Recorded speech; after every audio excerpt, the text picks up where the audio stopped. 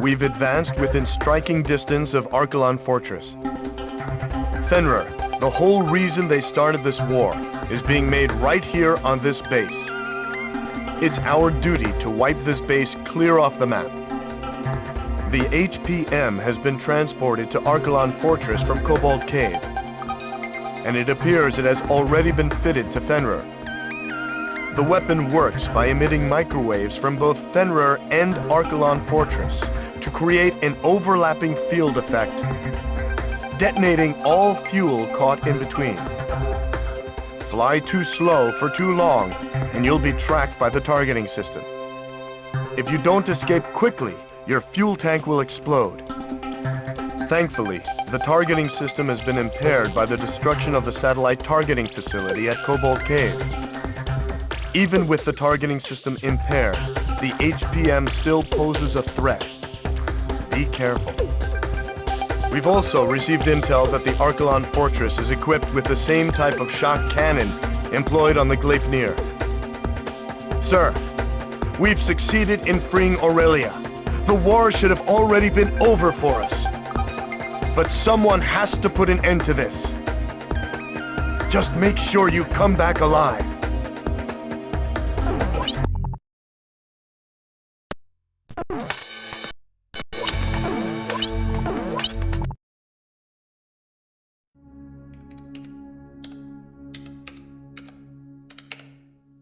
As I wrote down the words that would reveal the truth to the world, I couldn't help but feel uneasy. It said that the only true winners in any war are those who achieve what they intended. Diego Navarro had left Aurelia's capital in defeat, yet his goal of increasing arms exports had been achieved. It seemed as though he may be the true victor in this war. After returning to his homeland, it appears that he now plans to unveil the ultimate weapon before his countrymen. Satellite images of the Archelon Fortress will provide the backdrop for his speech to the world. Such audacity must come from his confidence in this ultimate weapon, Fenrir. There's no such thing as a foolproof plan, I whispered to myself as I watched the sun slowly wheel across the sky overhead. Even the country's hero, still in the heat of battle, hadn't returned home for the celebration of victory. The Southern Cross will ensure Navarro's plan ends in failure. Ain't that right?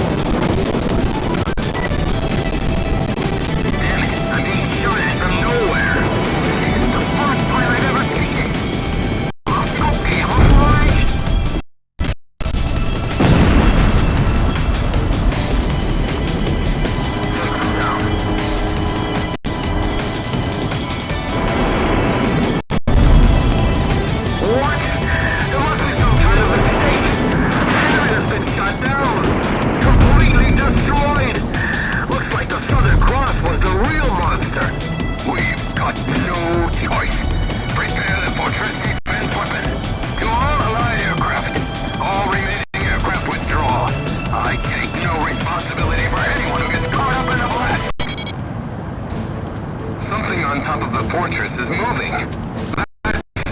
The same shot cannon was on the airborne fortress. We can't allow Laysap to remain in possession of that kind of weapon. Do what it takes to destroy the shot cannon. Shot cannon firing preparations complete. Aquila 3, lower your altitude.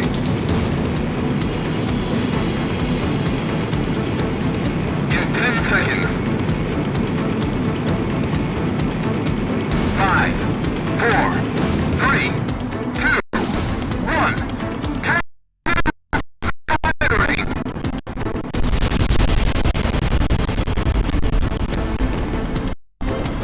Aquila 3's been hit! Damn it, we've lost him! Destroy the shot cannon!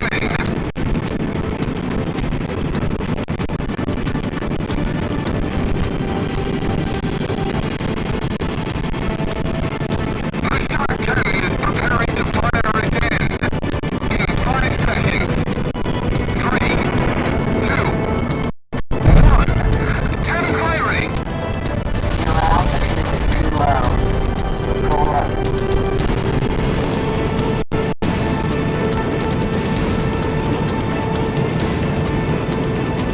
Shot cannon firing preparations complete.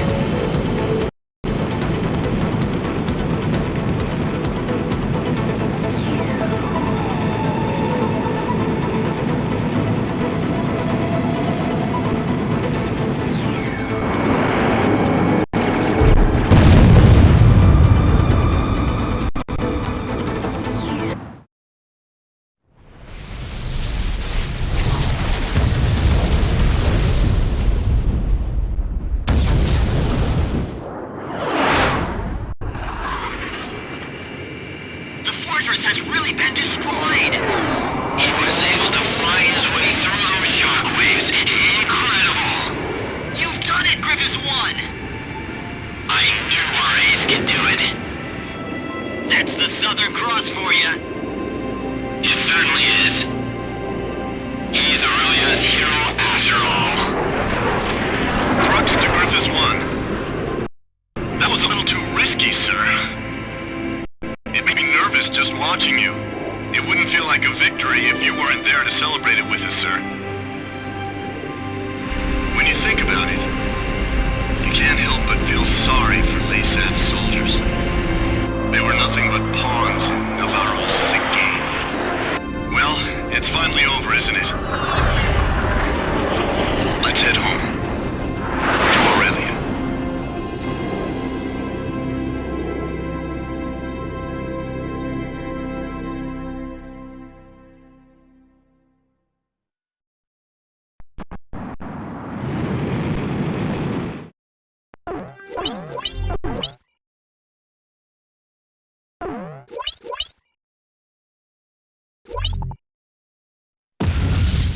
Archelon and Diego Navarro's beloved weapon Fenrir were ripped by explosions and engulfed in flames.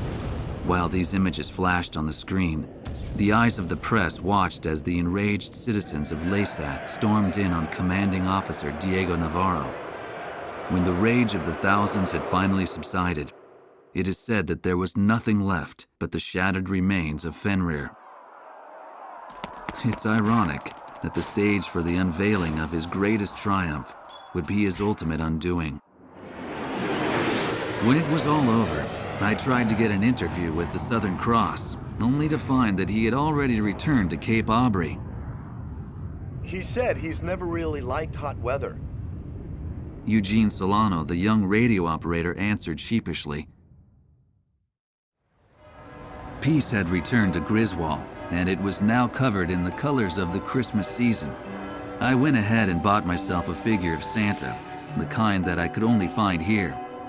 Albert, I thought you couldn't stand the Southern Hemisphere.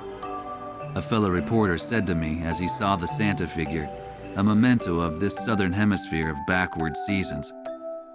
I like the design, I said as I embarrassingly showed it to him. It bore the emblem of the Southern Cross.